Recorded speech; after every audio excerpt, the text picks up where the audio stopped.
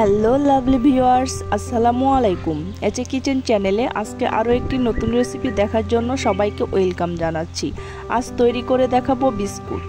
এভাবে করে বিস্কুট বানিয়ে 1 থেকে 1.5 মাস পর্যন্ত সংরক্ষণ করে রাখতে পারবেন। সকালে কিংবা বিকালে চায়ের সাথে খেতে কিন্তু দারুণ লাগে। তাহলে চলুন রেসিপিটি দেখে নিচ্ছি। প্রথমে একটি বাটিতে 3 কাপ আটা নিয়ে নিচ্ছি, হাফ কাপ সুজি দিয়ে দিচ্ছি, 2 টেবিল চামচ গুঁড়ো দুধ দিয়ে দিচ্ছি, 1 টেবিল চামচ বাদাম কুচি দিয়ে দিচ্ছি। আপনারা যে কোনো বাদাম কুচি দিতে পারবেন। হাফ চা চামচ লবণ দিয়ে দিচ্ছি আর দিয়ে দিচ্ছি হাফ কাপ সাদা তেল। তেল দিয়ে সবগুলো উপকরণ হাত দিয়ে ভালো করে মাখিয়ে সুন্দর একটা ময়ান তৈরি করে নেব।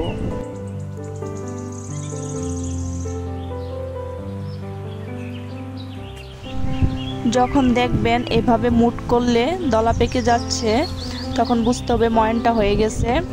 এখন এই বাটিটা এক সাইডে রেখে দিচ্ছি। অন্য একটি বাটি নিলাম, এই বাটিতে 1 কাপ চিনি দিয়ে দিচ্ছি, হাফ কাপ পানি দিয়ে দিলাম। এখন এই চিনির মিশ্রণটি ময়ানে দিয়ে দিচ্ছি। এখন মোটামুটি টাইট একটা ডো তৈরি করে নিতে হবে। এই তো এরকম শক্ত একটা ডো তৈরি করে নিলাম।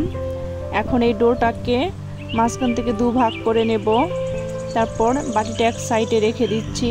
একটা পিঁড়ি নিয়েছি, এখন এখান থেকে 1 ভাগ ডো নিয়ে এভাবে গোল গোল করে নেব। এখন হাত দিয়ে চেপে মোটা করে একটি রুটি বেলে নেব। রুটিটা এমনভাবে বেলতে হবে, বেশি মোটাও হবে না আবার বেশি পাতলাও হবে না। এখন একটি ছুরি দিয়ে 4 কোণা করে কেটে নেব।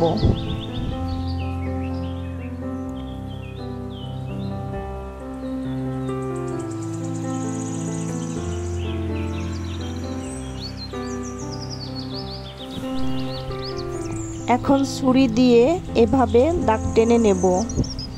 আমি সবগুলো বিস্কিট এভাবে তৈরি করে নেব। সবগুলো বিস্কুট তৈরি করে নিয়েছি, এখন এগুলো ভাজতে চলে যাব। ফ্রাই প্যানে তেল গরম করে নিয়েছি, এখন একে একে বিস্কুটগুলো তেলে ছেড়ে দেব। তেলটা ভালো করে গরম করে নিতে হবে। তারপর চুলার আঁচটা মিডিয়াম আঁচে একটু কমিয়ে ক্রিস্পি করে বিস্কুট ভেজে নিতে হবে। এখন উল্টে দিচ্ছি, এভাবে উল্টে পাল্টে চুলার আঁচ কমিয়ে বিস্কুটগুলো ভেজে নিতে হবে। সুন্দর একটা কালার আসলে বিস্কুটগুলো তেল ঝরিয়ে তুলে নিতে হবে।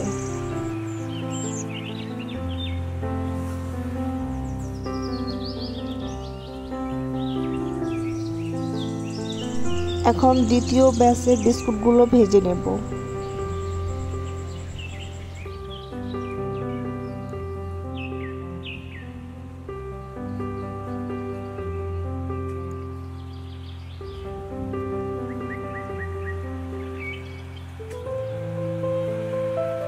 এই তো আমি বিস্কুটগুলো সব ভেজে নিয়েছি। ভিডিওটি ভালো লাগলে লাইক কমেন্ট শেয়ার করবেন। আমার চ্যানেলটিকে সাবস্ক্রাইব করে চ্যানেলটির পাশেই থাকবেন। এভাবে বিস্কুট বানিয়ে আপনারা 1 থেকে 1.5 মাস সংরক্ষণ করে খেতে পারবেন। বিকেলে চায়ের সাথে খেতে দারুণ লাগে। ধন্যবাদ সবাইকে এতক্ষণ আমার ভিডিওটি দেখার জন্য। আজকের মতো এখানেই বিদায় নিচ্ছি। আল্লাহ হাফেজ।